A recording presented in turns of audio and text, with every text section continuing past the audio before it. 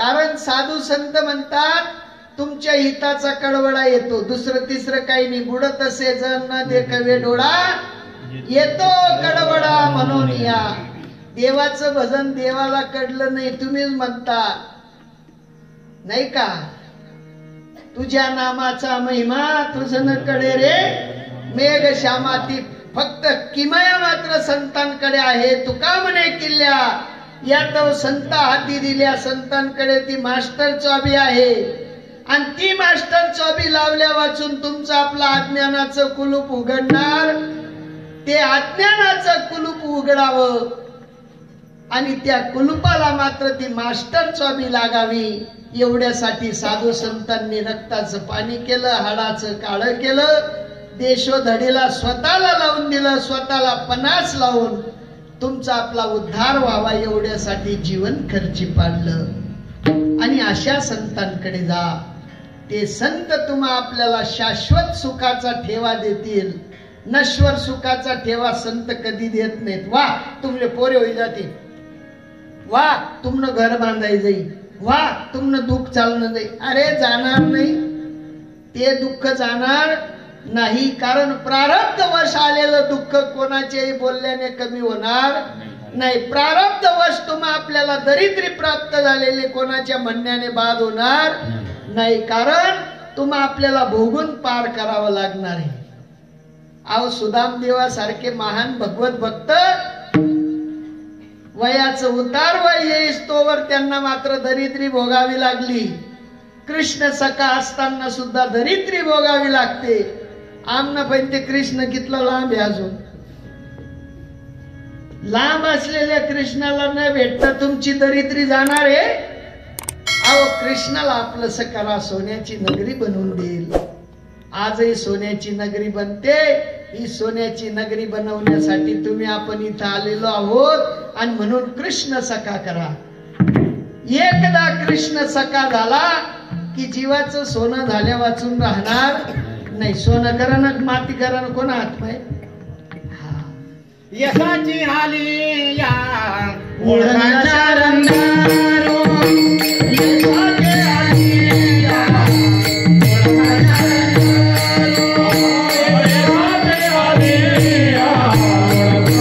रंगारो, यशाची आली या ओळखाच्या रंगारो, यशाची आली या ओळखाच्या रंगारो. नाही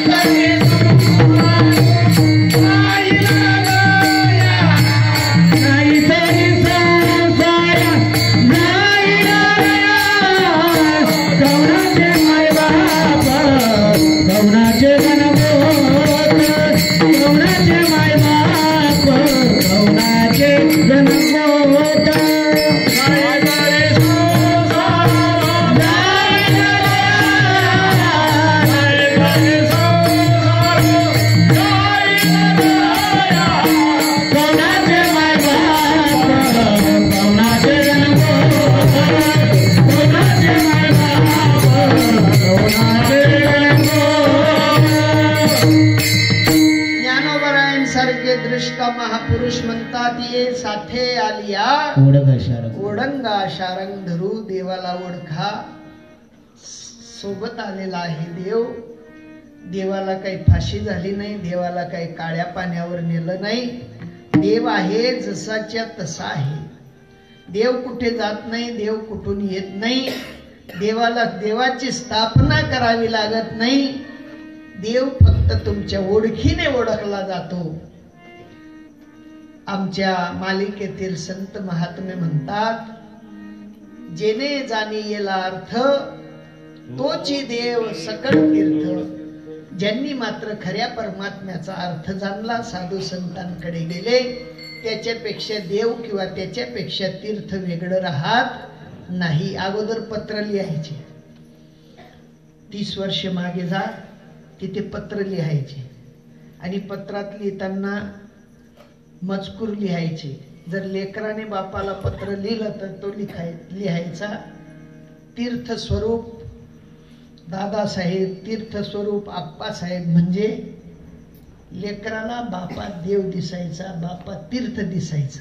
आणि आता पिंट्याना खिसा मामी मोबाईल पिंट्या पिंट्यान बाप ना खिसा मग डबल बोंब आहे तो जुडेल त्याला काय म्हणतोस असा फ्लॅट हा फोल्डिंग काहीतरी म्हणतस होते नाही हो नाही बा त्या मागे अशी राहिला त्यासली माहिती का हो कोणता तो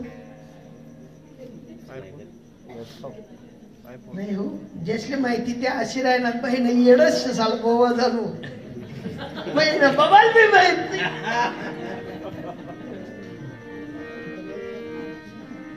ऍपलचा मोबाईल निघालेला आहे त्याला असं केलं म्हणजे सिंगल होतं ना असं केलं म्हणजे डबल होत हा पिंट्यान खिसामा बी मोबाईल पिंट्यान बाप ना खिसामा डबल मोबाईल कत तीर्थ स्वरूप लिखितो पिंट्या तो लिखित हाय पप्पा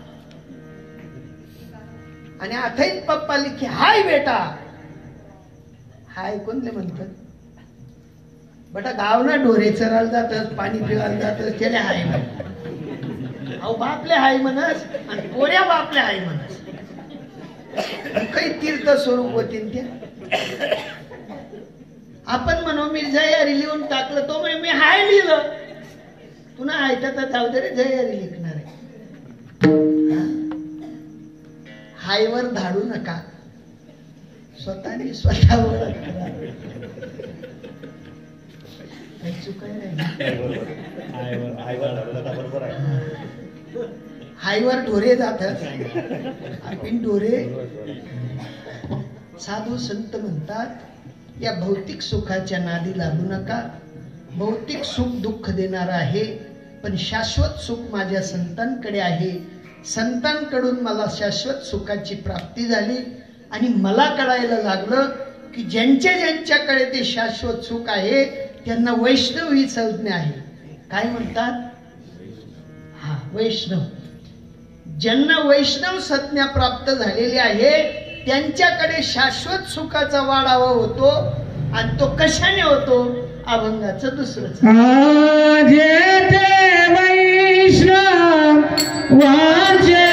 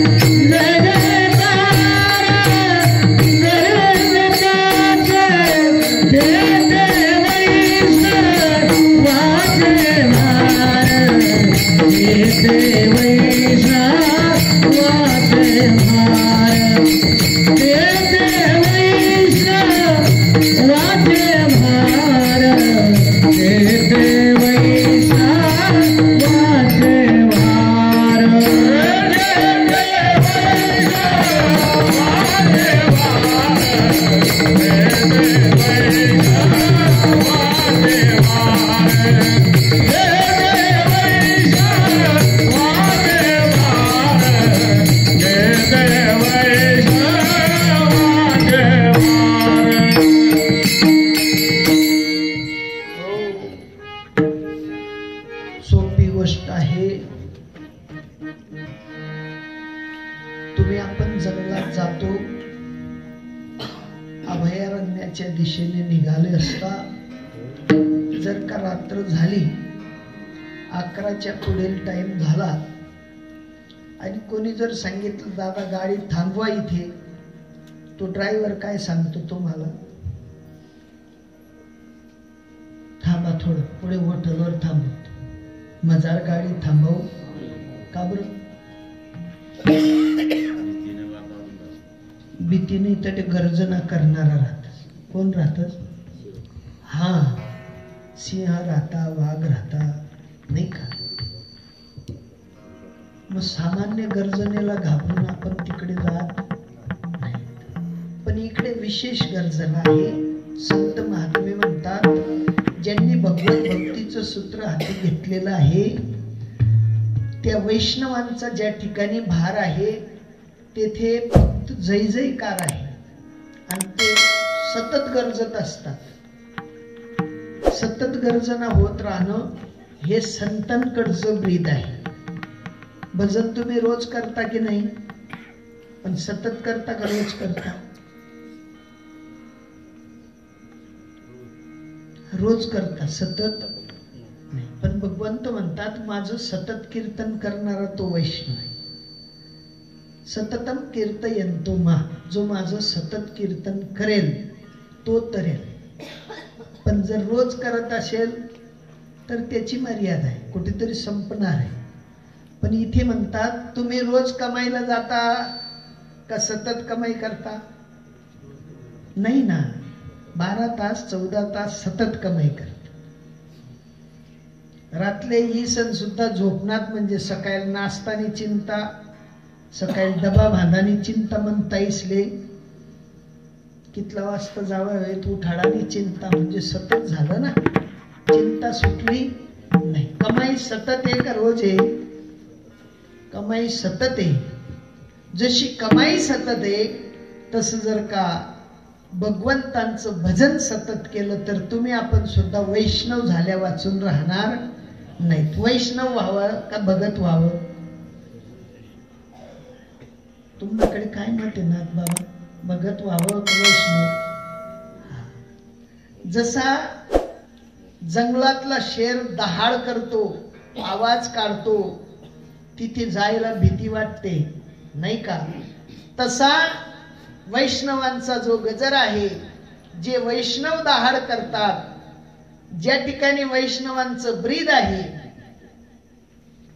तो सिंह दिसत नाही, पण दरकडे ऐकू आल्यावर मात्र घाम सुटल्या वाचून राहत नाही. तसं वैष्णव दिसत नाही, पण त्यांची दहाड काढली त्यांनी तर ते समजून आल्या वाचून राहत नाही. मग ज्या ठिकाणी सिंह आहे, वाघ आहे, डरकाडी फोडणारे प्राणी आहेत, तिथे जसं सामान्य जीव थांबत नाही, तद्वत माझ्या साधू संतांच्या ठिकाणी त्या ज्ञानाची, त्या वसेची, त्या भगवत भजनाची ज्या वेळेला ते दहाड काढतात, सतत गरजत असतात, त्या ठिकाणी तुकोबराय म्हणतात, काय शिल्लक राहत नाही, अभंगाचं तिसरं चरण. पळोनिया गेली झोप,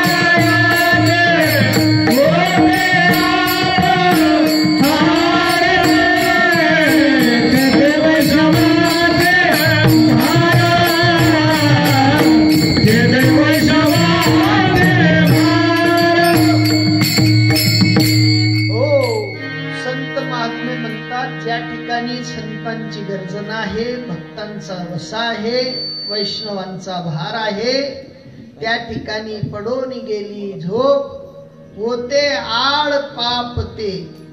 आळ म्हणजे लटकून, आपण म्हणतो ना भीतन आडे दपेल होत, तसं ते आळ लपलेलं पाप सुद्धा हरून जात. मग तुमचं आपलं पाप जर म्हटलं तर आम्ही कायिक वाचिक मानसिक कितीतरी पाप करतो, आणि त्या आड लटकलेल्या पापांना घालवण्यासाठी, आमची अज्ञानाची झोप घालवण्यासाठी साधूंचं सूत्र पाहिजे.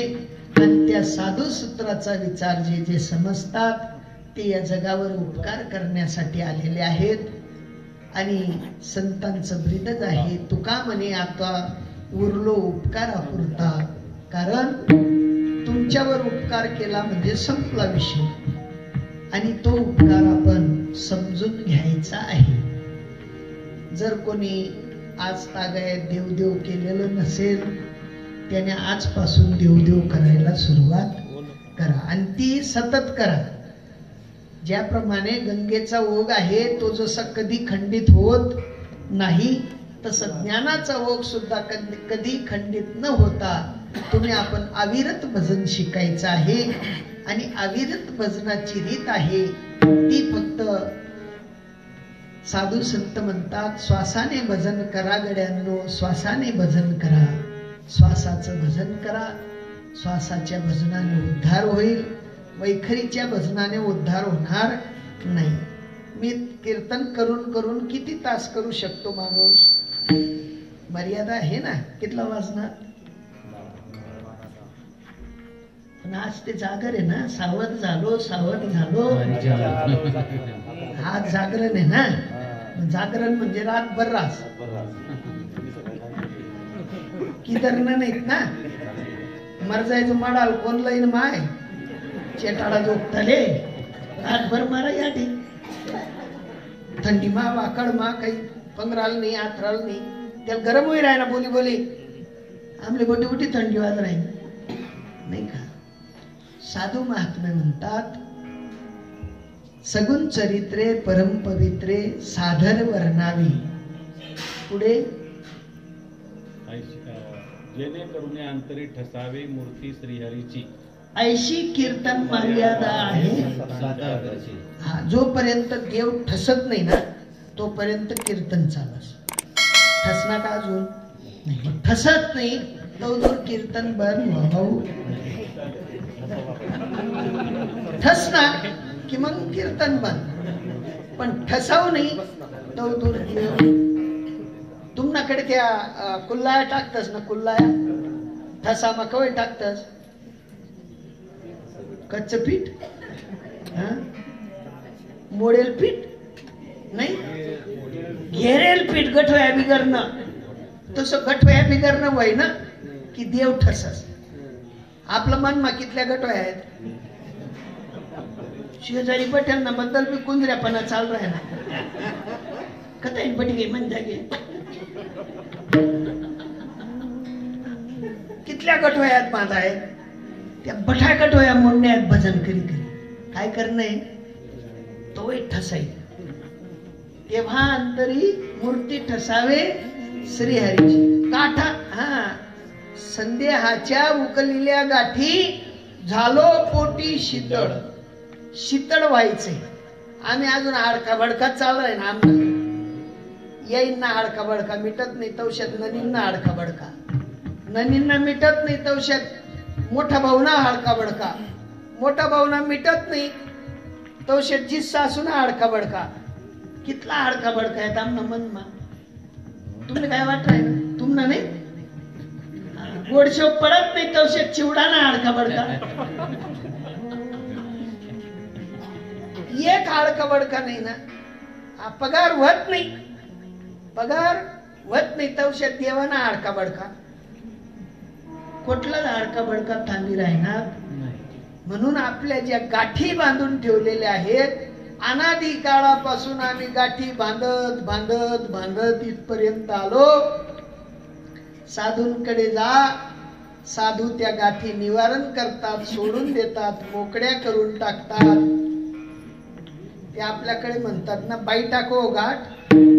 गाठ बाई गई ती काही राजका शिल्लक नाही. तद्वत साधूच्या ज्ञानाने त्या गाठी मात्र जडून खाक होतात.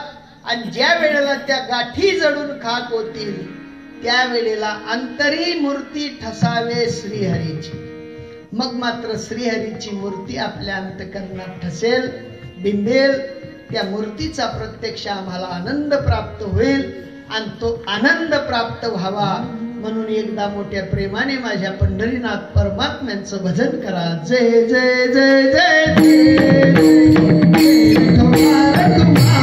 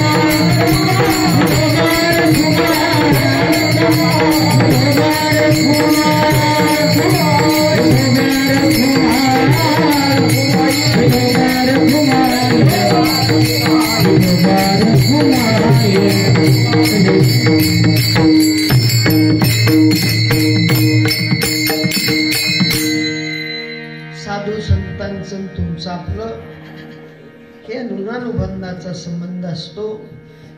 साधूंच्या घराला घर नसतं, बांधाला बांध नसतो, शेजारी पाजारी राहत नसतात, पण तरी सुद्धा त्यांची तुमच्या आपल्या सगळ्यांवर मात्र दया आणि आर्द्रतेचा विचार असतो. साधू महात्म्यांना या भूलोकातील समस्त जीवांचं कल्याण व्हावं या इराद्याने मात्र साधू जन्माला आलेले असतात, अवतार घेऊन आलेले असतात. विश्व कल्याणाचा भाव साधूंचा असतो आणि तो विश्व कल्याणाचा भाव भक्ती प्रेमाचा ओलावा त्या ठिकाणी असतो. आणि त्या ओलाव्याने जिव्हाळ्याने जर का भक्ती केली तर निश्चित स्वरूपाने तुमचं आपलं कल्याण होतं. आणि म्हणून तुकोबारायांना सांगावं लागलं की बाबा, जर तुम्ही आपण निश्चयात्मक भक्ती केली तर त्या ठिकाणी ओलावा तयार होईल. आणि ओलाव्याची भक्ती जर का केली तर तिच्याने मात्र तुमच्या आपल्या अंतकरणाची जी काही अंकुरित झालेली भूमी आहे ती मात्र लुसलुसीत पानांनी प्रफुल्लित राहील. तुका म्हणे तया ठाया ओल छाया कृपेची. ओल असली पाहिजे, छाया असली पाहिजे. संतांचं वरदहस्त तुमच्या आपल्या डोक्यावर असला पाहिजे आणि त्या संतांच्या अंतकरणातून नित्य मात्र आनंदाचा प्रेमाचा वर्षाव तुमच्या आपल्यावर झाला पाहिजे. ती ओल जर का तुमच्या आपल्यावर राहिली, जसं 750 ते 800 वर्षे झाली, पण मात्र संजीवन समाधीचा विचार आजही जसाच्या तसा आहे. तद्वत त्या ज्ञानाचा वसा सुद्धा आजही जसाच्या तसा आहे.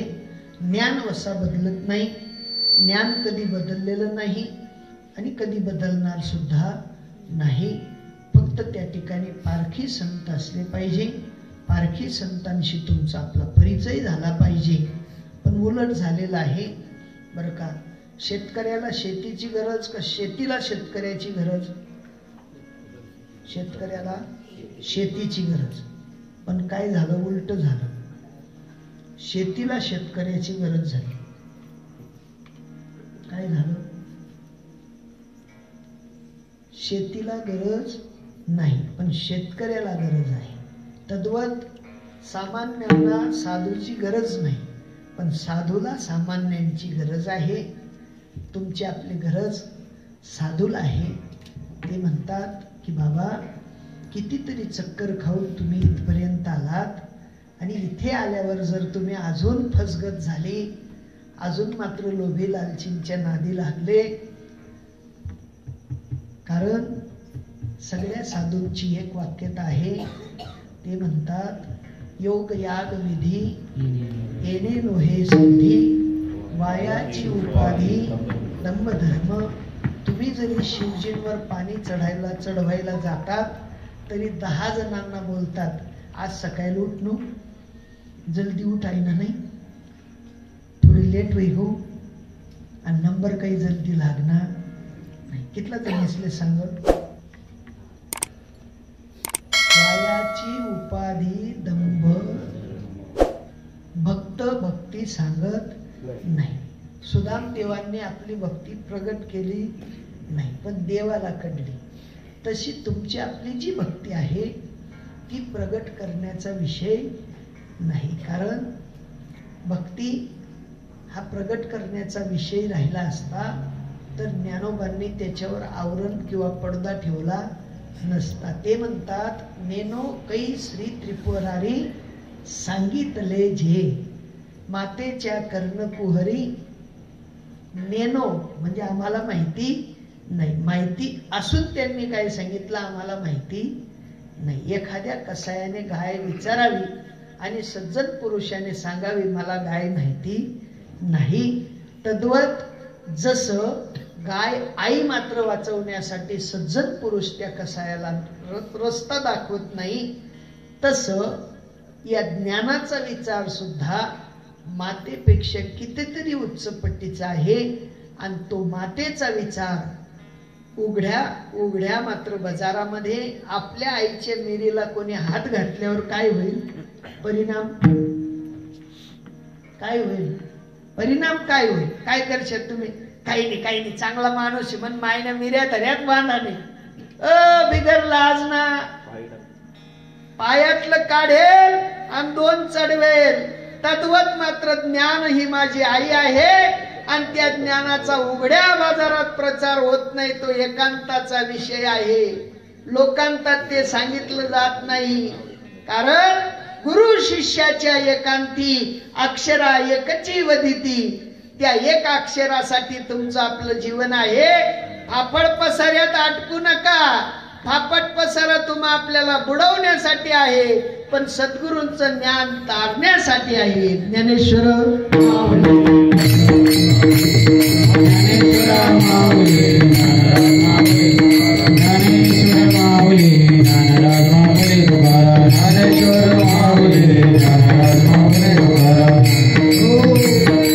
साधूंनी क्रांती केली. त्या क्रांतीचे वसा आपण आपल्या अंतकरणात स्थापित करा. दुसरं तिसरं काही तुमच्याकडून आम्हाला घ्यायचं नाही. एकच घ्यायचं आहे, कंठी मिरवा तुळशी, व्रत करा एकादशी. एक आदेशाचं व्रत करा. साधूंचं ब्रीद जोपासा. साधू तुमच्या दारी येतात, त्यांना ओळखून घ्या. त्यांच्याकडून ज्ञानाची वारसाही आपल्याशी करून घ्या, बाकी दुसरं इतरत्र काही काम नाही. आज सकाळी या धर्ममंडपामध्ये काही साधू महात्म्यांनी दान दिलं, त्या दानाची लिस्ट द्या, मी या सगळ्या साधूंना वाचून दाखवतो. वही कधी वही महाराज लया लया थांबा 5 मिनिटं थांबा, तुम्हाला मी काम भरी जातील बाबा होऊन पटापटा खुशीवर बटल्या लागीचे पाय भराई घ्या होती.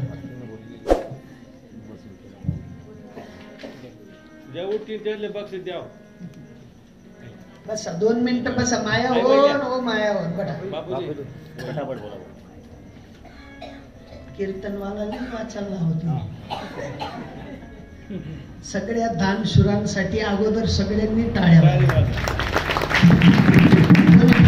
माहित नाही तरी मी वाजली टाळ्या. तसंच चालू आहे ना म्हणा. सगळे दानशूर आहेत या ठिकाणी.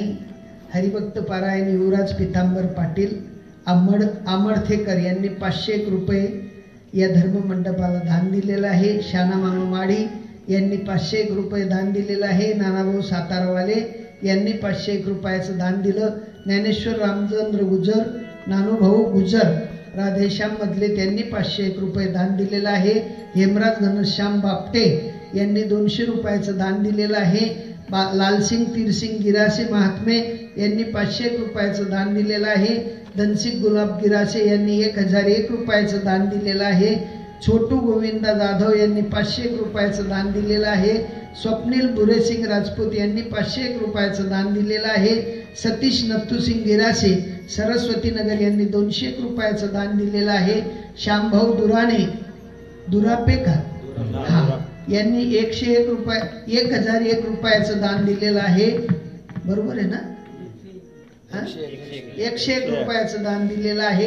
किरण अर्जुन चौधरी यांनी 1100 रुपयाचं दान दिलेलं आहे. राजू वाणी यांनी 101 रुपयाचं दान दिलेलं आहे. नामदेव मामाजी यांनी 1100 रुपयाचं दान दिलेलं आहे. सतीश परशुराम पाटील यांनी 1100 रुपयाचं दान दिलेलं आहे. गोकुळ आवाजी यांनी 1100 रुपयाचं दान दिलेलं आहे.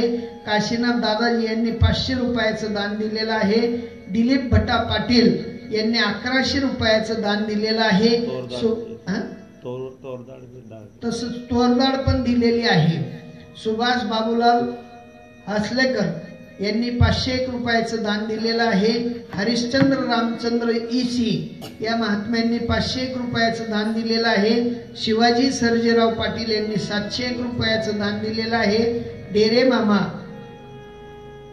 यांनी 2100 रुपये फोन पे मध्ये दान दिलेलं आहे. प्रकाश माधवराव पाटील यांनी 500 रुपये दान दिलेलं आहे. बन्शीलाल फुला मराठे या महात्म्यांनी 101 रुपयाचं दान दिलेलं आहे. रवींद्र रामदास पाटील यांनी 501 रुपयाचं दान दिलेलं आहे. संतोष चौधरी यांनी 101 रुपयाचं दान दिलेलं आहे. जगदीश गोविंद पाटील यांनी 501 रुपयाचं दान दिलेलं आहे. राम भरोसे 111 रुपयाचं दान आलेलं आहे. उडिया नरेश सरचेदार यांनी 300 रुपयाचं दान दिलेलं आहे. तसेच महेश मगन पाटील यांनी 101 रुपयाचं दान दिलेलं आहे. रवींद्र पुष्पू पाटील यांनी 501 रुपयाचं दान दिलेलं आहे. छोटू आनंद चौधरी यांनी 1100 रुपयाचं दान दिलेलं आहे. मानसिक निंबा गिरासे या महात्म्यांनी सुद्धा या ठिकाणी 101 रुपयाचं दान दिलेलं आहे. अशा अनेक महात्म्यांनी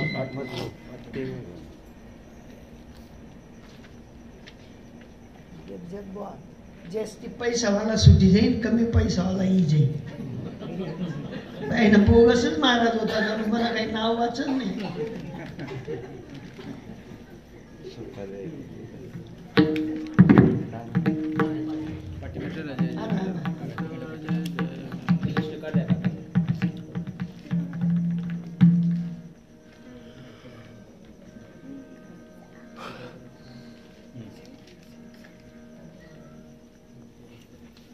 थांबा मायावर थांबा. मी भी राहो नाही, मी भी चालणार आहे. बटा बटा बटा बहिणी बटा 2 मिनिट. तुमले मी इच्छा होईल जाईल 500 रुपये देवानी. मग बापू परशुराम माडी या महात्म्यांनी 3000 रुपयाचं दान दिलेलं आहे. देवीदास नारायण माडी यांनी 2100 रुपयाचं दान दिलेलं आहे.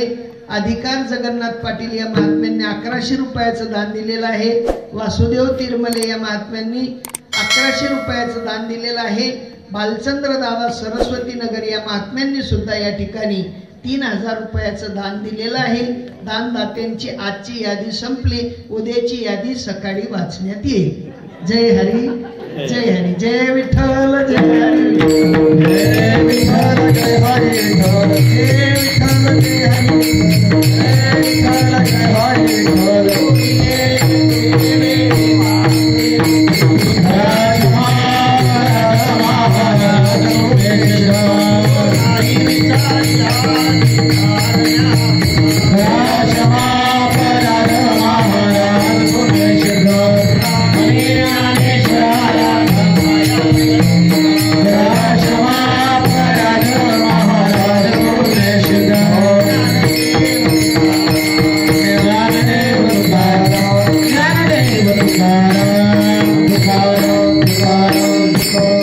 उद्या सकाळी ठीक 9 ते 11 हरिभक्त पारायण एकनाथजी महाराज मोघनकर यांचं जाहीर हरी कीर्तन राहील. तरी 9 ते 11 हरी कीर्तनाला सगळ्यांनी यायचं आहे. 9 नंतर येणाऱ्यांकडून 501 रुपयाचा दंड घेतला जाईल. म्हणून 9 वाजता आपण सगळ्यांनी आपापलं स्थान ग्रहण करायचं आहे. 11 वाजता जय हरी विठ्ठल झाल्या वाचून राहणार नाही. सगळ्यांनी दक्षता घ्या. 9 ते 11 हरी कीर्तन होईल आणि 11 नंतर महाप्रसाद होईल सगळ्यांसाठी. जाहीर महाप्रसाद, जाहीर महाप्रसाद.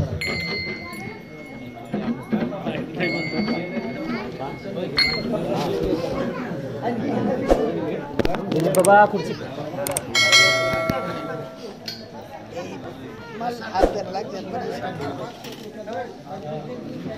बाबा